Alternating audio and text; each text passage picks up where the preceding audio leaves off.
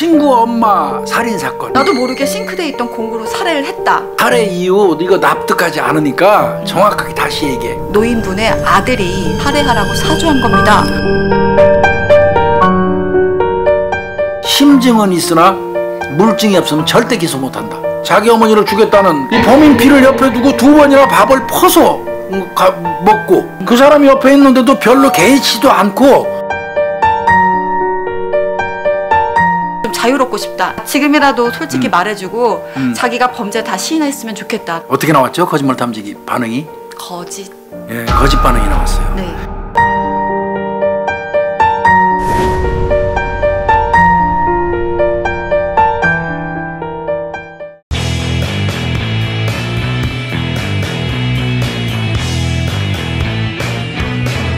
친구 엄마 살인사건. 2017년 12월 20일 수요일에 있었던 사건인데요. 02시 40분경 새벽이죠.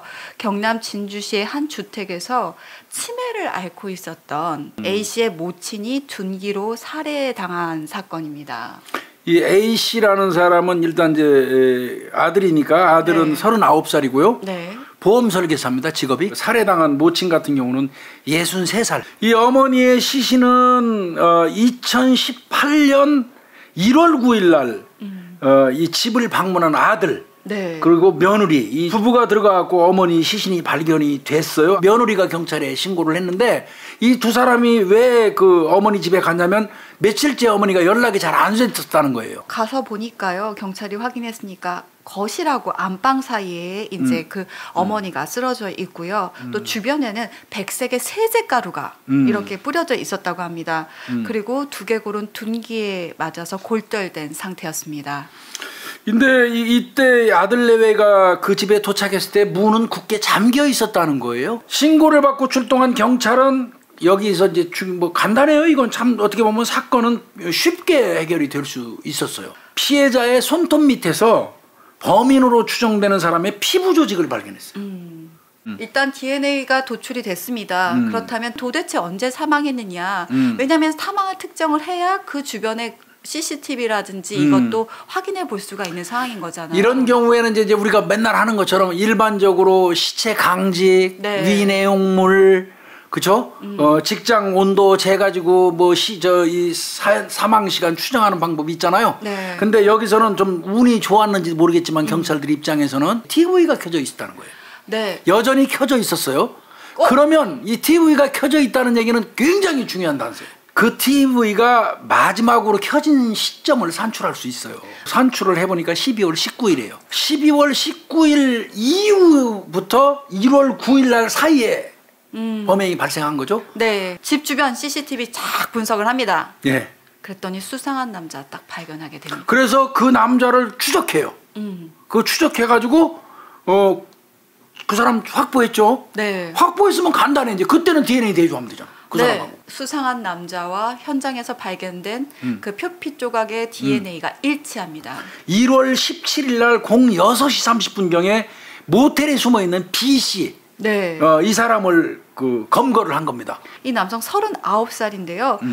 우리가 더 진짜 수상하게 여겨볼 만한 것들이 범행 그 노란 봉투 있잖아요. 예, 예. 노란 봉투를 그 범행에 사용할 옷가지를 거기다 넣어가지고 노란 봉투에 넣어가지고 이렇게 준비를 해갑니다. 이게 CCTV에서 보이는 거예요. 네. 예. 그래서 골목에서 옷을 먼저 갈아입습니다. 예. 계획범죄네요. 네. 그리고 자기가 입고 왔던 옷은 그대로 두고 다시 피해자 집에 침입을 합니다. 이게 이 부분 이제 경찰이 의심했던 게 뭐냐면요. 현장에서 금품 같은 게 귀금속이라든지 이런 게 그대로 많이 남아 있었어요. 그럼 경찰이 이거 이상하죠, 이 사건. 노인네하고 무슨 원한이 있어서 죽이러 왔을까, 순수하게? 경찰이 이렇게 생각이 들겠죠? 그러니까 그 부분 집중 추정했어요. 하지만 이 범인은 이렇게 얘기를 합니다. 이 B는 얘기를 합니다. 나 금품만 강취하려고 했다. 근데 피해자가 갑자기 마주치는 바람에 나도 모르게 싱크대에 있던 공구로 살해를 했다. 나는 절대 살해 목적이 아니라 강도만 하려고, 강치만 하려고 들어간 거였다. 그리고 본인은 훔친 돈은 있다고 그랬어요. 물론 10만 원. 네. 근데 금품은 남아 있었거든요. 그렇다면 이건 뭔가 이상하다. 그래가지고 경찰이 의심을 엄청나게 하면서 많이 쪼았다고 그래요. 살해 이유 이거 납득하지 않으니까 정확하게 다시 얘기해. 이거 엄청 쪼고 수사관들이 의문 품고 수사관들이 한번 품으면 그 끝장 보거든요. 네. 예, 그 과정에서 얘가 못 견뎌가지고 얘기하는 게 나오죠. 네. B가 다음 날입니다. 수사관에게 저 사실은요. 제가 살해했던 그 노인분의 아들이 날 사주했습니다. 나한테 살해하라고 사주한 겁니다. 아들이 시켜서 죽였다는 거죠? 네, 그렇게 주장을 피해자 했습니다. 아들이 시켜서 내가 죽였다. 네. 그러면 애초부터 나 맞다. 피해자 살해 목적으로 침입을 했고 어떻게 들어갔냐? 그러니까 아들 A가 나한테 비번도 알려줬다. 그거 시신 발견해갖고 경찰에 신고한 A 아들. 그쵸. 아들 A하고 이 B는 어떤 관계였대요? 친구지간이라고 합니다. 계획도 처음부터 같이 짰다. 그리고 내게 부탁을 해왔기 때문에 내가 이렇게 범행을 한 것이다 라고 얘기를 했습니다. 근데 아들 A씨 난 전혀 그런 사실 없다. 아니 왜 B가 어머니를 살해하고 나를 이렇게까지 몰아붙인지 난 잘 모르겠다. 나를 무고하는 거다 이거예요? 네. 왜 무고하면 또 무고의 이유도 있어야 할 건데. 근데 친구 사이라고 해서 뭐 동갑이기도 하고 굉장히 오래전부터 알고 있었던 사이라고 생각을 했는데 아닙니다. 2017년 3월 그러니까 범행이 일어나기 얼마 전이네? 9개월 전입니다. 9개월 전에 네. 친구가 소개를 했네. 중간에 네. 친구의 소개를 통해서 알게 된 사이인데 골프 동호회를 했다고 해요. 그러면서 급격히 친해졌다고 얘기를 합니다. 네. 그러면서 B가 사실 이 B가 독립을 하면서 치킨집을 차렸나 봐요. 네. 그러면서 이 치킨집 자리도 A가 다 봐준 거다. A는 보험 설계사죠. 네, 직업이. 네, 네. 그러면서 가게 자리도 봐줬고 우리 서로 막역한 사이다. 이제 B는 얘기를 하는 거죠. 이게 9개월 만에 청부 살해를 시킬 정도로 우리 엄마를 죽여달라고 청부 살해를 시킬 정도로 가까워질 수가 있나요? 그게 좀 어려운 얘기거든요. 당연히 두 사람 사이에 오고 간 통화 내역 같은 것도 뽑아보겠죠. 얼마나 친했는지. 네네. 얼마나 친했는지 보십시오. 9개월 동안 두 사람 통화 횟수가 얼마예요? 870통이요. 아이고야. 이거 연인인데? 이거 거의 그렇죠. 연인보다 더한 것 같은데. 이거 제가 평균 내보니까 하루에 거의 3.3통화예요. 더더군다나 이거 치킨집 하는 B 같은 경우는 빚이 있대요. 그래서 그 형편이 그렇게 썩 좋지 않은 것 같은데 A한테 또 보험도 여러 개 들었다는 거예요. 청부 관련해서요. 이제 처음에는 그런 얘기 아니었다. 그런데 어느 날 갑자기 A가 어머니에 대해서 말을 하기 시작을 했는데 우리 A가 아들 A가 네, 아들 A가 우리 어머니가 좀 정신적인 문제가 있다. 근데 치매 있었잖아요. 네. 그것 때문에 나 너무 힘들다. 솔직히 말하면 나 엄마 죽이고 싶다. 그러면서 죽이는 방법도 제시를 했다고 그러네요. 그 후로도 술자리를 갖기 시작을 하면 A가 계속 지속적으로 나 진짜 엄마 때문에 죽을 것 같아. 너무 힘들어. 라고 하고 하소연을 한답니다. 자주 듣다 보니까 엄마 살해에 대한 구체적인 논의가 이제 그때부터는 진행이 됐는데 그때 보험금 지급 사례를 얘기를 했다는 거예요. A가 아들 A가 엄마 보험금 얘기를 했다는 거예요. 그러다 보니까 범행을 하기로 했어요. 하자라고 결정을 하고 범행 이틀 전에 둘이 사전 답사를 갔다라고 합니다. 그 피해자 집을 가봤다는 거예요. 그래서 어머니 모습도 보여줬죠. 아들 A가. 네. 그리고 범행 동선도 알려주고 현관문 비번도 알려주고 강도로 위장하라고 그랬다. 엄마가 이웃하고 다툼이 너무 심해서 이웃집하고 그래서 아예 인근 그 엄마가 살고 있는 인근 그 주택 두 채를 아들이 구입을 해버렸대요. 네. 주변 사람들하고 싸우니까 네. 그 구입을 했는데 우리 엄마 살해해주면 이를테면 죽으면 그러면 내가 그 현재 엄마가 살고 있는 가정집 엄마 때문에 그 인근 두 채 샀잖아요. 네. 그 두 채까지 세 개를 뭉뚱거려서 헐어버리고 원룸을 진다. 원룸을 짓고 그 원룸 세놓으면 수입이 엄청나게 들어온다. 집세가. 네. 임대료 수입이 짭짤하게 생긴다. 요거를 B한테 전달을 해줬다는 거예요. 그럼 바꿔서 얘기하면 이렇게 수입이 짭짤하게 들어오면 너 이거 줄게 돈 좀. 이 얘기잖아요. 네. 그렇게 얘기했다는 거예요. 그 다음에 이제 이게 경찰에서는 그래도 좀 단서로 본 거예요. A가 B한테 돈을 좀 보내줘요. 네. 800만 원을 입금을 해주는데 자기 이름으로 입금을 안 해요. 아들이 자기 이름으로 안 하고 자기 처남 계좌를 이용해서 800만 원을 B한테 보내줘요. 거기다가 1월 15일 날은 현금으로 400만 원을 또 직접 줬다는 거예요. 근데 이건 어디까지나 이제 B의 진술이고요. 네. 이제 B는 이렇게 진술해요. 그럼 이제 A는 또 이제 이거에 대해서 뭐라고 얘기를 해요? 내가 B하고 안 지 8개월밖에 안 됐는데 친하려면 얼마나 친하겠느냐. 아 지금이라도 솔직히 B가 솔직히 말해주고 자기가 범죄 다 시인했으면 좋겠다. 난 좀 자유롭고 싶다. 이렇게 얘기를 한 거죠. 일관되게 부인하는 거죠, 아들은. 네. 그래서 경찰이 거짓말 탐지기 검사를 합니다. 네. 증거 능력은 없지만 어떻게 나왔죠? 거짓말 탐지기 반응이? 거짓.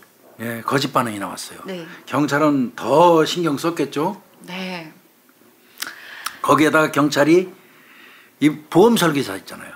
네. 보험 관계도 조사를 해봅니다. 엄마가 죽고 나면 사망하고 나면 혹시 보험금도 얼마나 많이 받을까? 이런 게 이제 생각이 나서 경찰이 보험 관계 조사를 했습니다. 네. 그랬더니 보험 들어있네요, 엄마. 네, 이게 일반 질병과 사망보험과 상해 사망보험 이렇게 들어가 있는 차이가 많이 납니다. 네, 이게 일반 질병 사망 같은 경우는 보상금이 1,000만 원. 네, 이거는 근데 어머니가 2014년 6월에 아마 아들이 정신병원을 아마 입원시켰나 봐요. 엄마가 그때 들었어요, 그 보험을. 이 아들이. 상해 사망은 5억 원이에요. 그리고 사망한 이후에도 보험 조회를 열심히 했어, 엄마 거에 대해서. 그 보험 조회 이력이 또 나와. 거기다가 추가가 더 나오죠. 이제 또 이제 그 B 씨가 B가 아무리 친하다고 해도 현관번호 어떻게 아느냐? 당신이 알려줬으니까 아는 거 아니냐? B도 또 알려줬다고 얘기했잖아요. 네. 그런데 A 이때 신용카드를 딱 내밉니다. 네, 신용카드 내미네요. 그러면서 뒷면을 딱 보여줍니다. 그 신용카드 뒤에 그 현관 비번 4자리가 써 있어요. 네. 그게 딸 생일을 조합한 거래요. 네. 그 신용카드 주면서 우리 집은요 이렇게 그 카드에 그 비번 자리 내가 이렇게 써놨고요. 네. 요거는 그 써놓은 4자리 번호는요 우리 집 현관문, 통장 비밀번호, 우리 집 그 현관 비밀번호 다 일치합니다. 그거 바꿔서 얘기하면 뭐예요? 나하고 그 B하고 친하게 지내다 보니까 내 그 카드 보고 카드에 적혀 있는 그 비번 봐둔 거라 이 소리예요. 그거 보고 가서 문 열었다 이거예요. B가. 아씨 이거 참 공교롭게도 이게 꼬여요. 네. 그렇다면 또 하나 더 있죠. 경찰이 또 쫄 수 있는 거 또 있죠. 네. 1,200만 원은 왜 줬냐? 그렇죠. 친하다 보니까 돈 거래 자주 했다. 빈번히 했대요. 실제로 하긴 했대요. 많이. 네. 그러다 돈 보니까 거래를. 이것도 그냥 우리 일종의 돈 거래였다. 자 그럼 이제 사전답사 얘기했었죠. B가. 네. 네. CCTV에 분명히 이게 찍힌 게 확인이 네. 됐거든요. 아니다. 이거 사실 우리가 B는 사전답사라고 하는데 12월 18일 날 그러니까 살해 전날 엄마가 나한테 전화를 했다. 야 집에 벽에 금이 갔는데 이거 좀 가려야 되겠다. 너 와서 이거 좀 봐줘. 라고 했는데 내가 그래서 가려고 했는데 B가 나도 같이 갈게 라고 하면서 구태여 따라온 거다. 그러면 이제 둘이 그러면 엄마가 벽에 금 갔다고 그럴 때 그 따라 나섰다고 그랬잖아요. 네. 둘이 차 타고 갔죠. 네. 블랙박스 좀 보자고 그랬어요 경찰이. 그렇죠. 그럼 간단하잖아요. 네, 대화 같은 거 나오니까. 네네. 그럼 블랙박스 봤어요. 근데 블랙박스 고장입니다. 참 공교롭기는 하죠. 너무 공교로워요, 그죠? 자 여기까지가 A 진술이에요, 아들. 네. 그러니까 다시 B를 데려다가 또 경찰이 조사해요. 아들 A가 너한테 청부 살해를 했다는 증거 다른 거 혹시 기억나는 거 있으면 하나 얘기해봐. 그랬는데 거기서 하나 나와요. 맞아요. 보고독.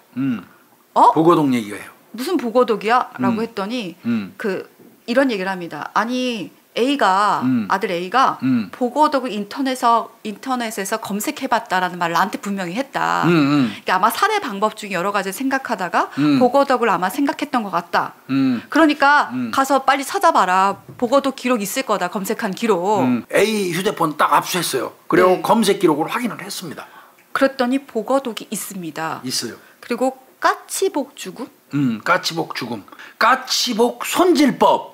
네. 보고독, 까치복 죽음, 까치복 손질법. 요게 휴대폰을 봤을 때는 안 나왔어요. 근데 당연히 경찰이 디지털 포렌식 했겠죠. 네. 디포 했더니 삭제시킨 게 나온 거예요. 그러니까 B 얘기가 맞긴 맞는 거예요. 검찰 단계에서 아마 이 대지 신문이 이루어졌다고 하는데요. 네. 당신 그 보고도 검색한 기록이 있다고 해서 확인해 봤는데 그랬더니 본인은 없다고 그랬어요. 저 안 했는데요. 너 휴대폰에 있는데 그러니까 그때 비로소 이 아들이 그거요. 아니 어느 날 뉴스를 보다 보니까 그 저 보고독 사건이 나왔어요. 네. 그래서 내가 호기심으로 그거 보고독 그 검색해 본 거예요. 이 보고독이 분명히 뉴스에 나오긴 나왔어요. 그런데 살인 사건 이후에 나온 거예요. 네. 그러던 중에 제보가 하나 들어오고 왔어요. 근데 이게 방송에 왔어요. 방송에. 아, 어떤 방송이 경찰로 나오니까 직접 온 게 아니라. 예, 왔습니다. 수산업자예요. 네. 이 사람이 저 A 씨 지인입니다. 예, 예. 그런데 A가 어느 날 내 친구가 나가 엄마 때문에 정말 너무 힘들다. 치매인데 너무 힘들다 하면서 지난 11월이래요. 11월 만났을 때 자신한테 이런 걸 토로했대요. 그러면서 야, 나 보고 좀 구해주라. 손질 안 한 거. 네. 독이 있는 거. 네. 그래서 이게 이 새끼가 왜 이런 걸 얘기를 해요? 그러면서 귀찮아서 안 구해줬다는 거예요. 결국 경찰은 이 정도 되면 나라도 네, 기소해야죠. 구속 기소하죠. 네. 나중에 수사하는 과정에서 뭐가 나왔냐면 엄마 집 지금 살고 있는 엄마 집이 이 그 A한테 명의가 이전된 사실이 나와요. 아. 그걸 하나 경찰이 더 찾아내요. 그러니까 아 이거 엄마 병원으로 정신병원으로 입원시키고 나서 그 즈음에 엄마 동의 받아갖고 그 명의를 자기 앞으로 옮겨버렸어요. 그 집을. 네. 이거 찾아낸 거를 경찰이 찾아낸 거예요. 네. 그러니까 아 이게 맞다. 그 집도 헐고 앞에 사둔 두 집 헐어갖고 원룸 짓겠다는 B의 얘기가 맞네. 이렇게 인식한 거예요. 경찰이. 또 하나 더 있죠. 항상 우리가 하는 거 꼬일 때 나오는 거. 119 구급대원을 상대로 물어보는 거 있지. 사건 현장에 최초 그 현장했던 구급대원 네. 상대로 물어보는 거. 사건 현장에 나왔을 때 아들 내외가 자기 어머니가 죽은 걸 보고 보인 반응을 경찰이 조사하거든요. 늘. 맞아요. 그때 조사했더니 구급대원 이야기가 슬퍼하거나 흥분하지도 않았고 헛구역질만 엄청나게 해가지고 뭘 물어보면 대화가 안 될 정도였대요. 구급대원이 이제 그러면서 좀 이 아들을 치고는 좀 이상했다. 이런 얘기한 내용도 이제 경찰 입장에서는 기소 이유로 본 거예요. 그리고 이제 그 조사하는 과정에서 엄마가 이제 저 치매가 심해지니까 형한테 전화를 한 거예요. 아들 둘이 동의를 해야지 입원을 네네. 정신병원에 네. 입원시킬 수 있으니까 그때 이제 형한테 전화해서 형 동의해줘 엄마 그 정신병원에 입원시키게 그랬더니 이때 형이 나 만사 귀찮으니까 네가 알아서 다 해. 아니 무슨 소리야? 왜 형은 나한테 저 치매 앓는 엄마 떠맡기고 모르는 척 하니까 그 엄마 저 집이라든지 이런 권리 나 다 포기할 테니까 나 그거 싹 다 포기할 테니까 네가 알아서 해. 이렇게 했다는 거예요. 그래서 이제 정신병원에 입원을 시켰고요. 네. 정신병원에 입원을 시키니까 엄마가 나 좀 제발 좀 내보내줘. 나 내보내주면 그 지금 내 명의로 돼 있는 집을 네 명의로 옮겨줄게. 이랬다는 거예요. 그래서 그 집을 증여받았다는 거예요. 아. 그래서 세 채가 다 자기께 된 거고 거기다 원룸 질 거였다는 거예요. 그 이런 거 등등이 쭉 나오니까 경찰은 기소할 수밖에 없겠죠. 네. 그리고 피고인 A하고 B가 이제 대지 신문을 계속 하잖아요. 네, 예. 그런데 이게 관찰을 하게 되거든요. 그렇죠. 그거 관찰해요. 네, 그래서 면회 온 거 뭐 이런 것까지 관찰하잖아요. 네. 그러면 사실 엄마를 죽인 나쁜 친구잖아요. 그리고 그러면 찢어 죽이고 싶지. 만약에 A 입장에서 B 친구가 내 엄마를 그렇게 죽였다면 그것도 둔기로 잔인하게 죽이고 세제 뿌리고 말이야. 그런데다가 자기를 무고한 사람이잖아요. 그러면 찢어 죽이고 싶은 놈이지. 그래서 진주교도소에서 같이 수감돼 있는데 이렇게 같이 보니까 관찰을 했어요. 네. 그 교도관이라든지 CCTV를 통해서. 아니 오히려 A가 B를 옆에다 두고 B에 대해서 그 감정 표현을 별로 안 해요. 옆에 오지도 못하게 할 것 같아. 나 같은 바보고. 근데 그 옆에서 그 친구 A하고 A가 그 B 자기 어머니를 죽였다는 자기를 무고한 그 사람이 옆에 있는데도 별로 개의치도 않고 격분한 감정표 그 표정도 아니고 더더군다나 이 B 이 범인 B를 옆에 두고 두 번이나 밥을 퍼서 먹고 어떤 저 격분한 표정 뭐 이런 거 하나도 안 보이더라는 거예요. 사후에라도 이제 이런 것까지 딱 집어서 검찰이 공수장에다가 기재를 했겠죠. 네. 재판 이제 그 진행할 때 써먹기 위해서. 그러면서 이제 재판이 회부가 되고 재판이 네, 이제 진행이 재판이 됩니다. 이제 진행됐어요. 일단은 존속살인이겠죠. 그 다음에 하나 더 있죠. 아들은. 아까 보험금액 엄마 사인한 보험을 그 가짜로 서명해서 들었잖아요. 네네. 5억 원짜리. 네네. 그건 사문서 위조예요. 위조 네. 사문서 동행사. 자, 1심 재판부는 2018년 7월에 선고를 합니다. 7월 19일이에요, 정확하게. 아, 네. 7월 19일인데요. 아들 A에게는 무죄. 네. 그리고 근데 무죄는 아니죠. 사문서 위조 관련된 거는 벌금 200만 원 줬어요. 아, 네. 예. 그리고 존속살인은 무죄. 무죄. 그러면 바로 석방이죠. 그리고 그때 1심 재판부가 네. 자, B는 또 일단 B는 네, B는 살인죄로 징역 18년. 왜 무죄였죠, 아들? 친구 시켜서 어머니 살해할 만한 증거도 없고 동기도 불분명하다. 친구의 비의 진술도 일관성이 없거나 명확하지 않아 신빙성이 없다. 재판부는 더 얘기합니다. 구체적인 대가의 약속이 없다. 그럼 1,200만 원 뭐죠? 단순 가래 가능성을 배제하지 못한다. 그럼 포고독은 뭡니까? 네. 아니 호기심에 검색했을 가능성 배제하지 못한다. 아, 이상하네 이거 참. 그리고 또 하나 거론합니다.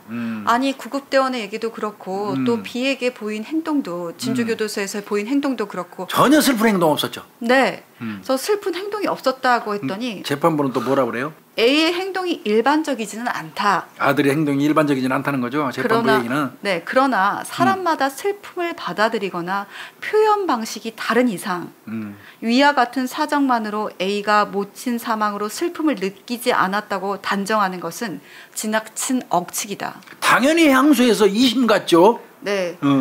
부산고법 창원재판부 형사 1부입니다. 손지호 부장판사인데요. 2019년 1월 23일에 최종 판결이 났는데 네. 역시 여기도 아들에게는 무죄가 선고가 됩니다. 그리고 대법원에서 이제 결국은 솔직히 말씀드려서 확정됐어요. 네. 이 사건은. 그러니까 이제 궁극적으로 말씀드리면 온통 의혹투성이고 일견 우리 입장에서는 이해가 안 가는 부분이기도 그런 부분이 많지만 궁극적으로는 이 사람은 무죄입니다. 대법원에서 확정됐기 때문에. 그리고 이제 그 과정에서 이제 보고독 관련해서 언급이 있었죠. 네. 검찰이 항소심 과정에서 보고덕 검색을 정식 증거로 제출하지 않았기 때문에 유무죄 판단에 이건 영향을 미치지 않았다.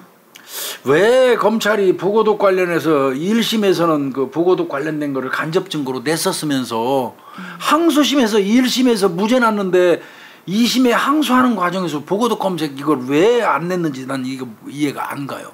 이 부분이 좀 아쉬워요. 그리고 이제 재판부도 그 얘기 했어요. 항소심에서 추가로 증인이라든지 증거조사 심층 어떤 신문을 했대요. 네. 2심 재판부에서 우리가 의혹했던 그런 부분들 그랬더니 A의 청부 사례가 의심이 들긴 한대요. 그런데 의심이 좀 들고 석연치 않은 부분이 분명히 있다는 거예요. 아들에 대해서. 네. 그러나 살인을 청부한 확실한 증거가 없어서 정황이라는 거죠. 형사소송법 원칙에 의거해서 의심스러울 때는 피고인의 이득이 되는 쪽으로 해석한다는 그 해석에 의해서 무죄를 선고한다 이거예요.